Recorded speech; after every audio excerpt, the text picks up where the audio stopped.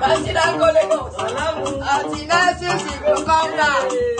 Ayé yóò focus. Before that, you are back.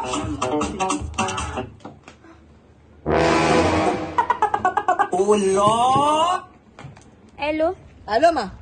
Báwo ni? Ẹ ká sọ ma. Hallelujah ma. Hallelujah o. Jésù àwa pẹ̀lú yín ma. Àmín o. Látàárọ̀ tí mo ti kúrò nílé.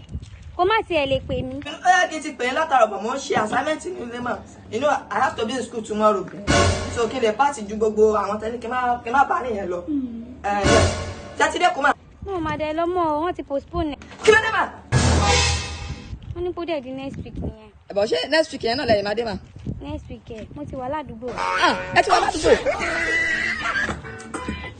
Once say she don't dey street, say she no dey go Lagos. You don't swear last now, see everywhere. I will ridicule you.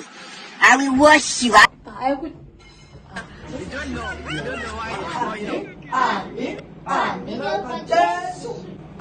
Mommy. Báwo wá ni? Bí ṣáà ti ṣe wọ́n lálejò. Wọ́n ti ṣe wọ́n lálejò. Wọ́n ti jẹ, wọ́n ti mú. So wọ́n ti fẹ́ máa lọ́gùn mà. Àdájì kí ló dé? Ọlọ́run kò ya ilé ìsinmi mọ́. Àmín o, Jésù. Okay, kò sí wàhálà sàn. Èmi náà máa wá sí church tó bá ti di ìrọ̀lẹ́ sàn. Mẹ́sàn-án kó ọjọ́ ojú sí wa o. Ẹ ṣe kí a wò.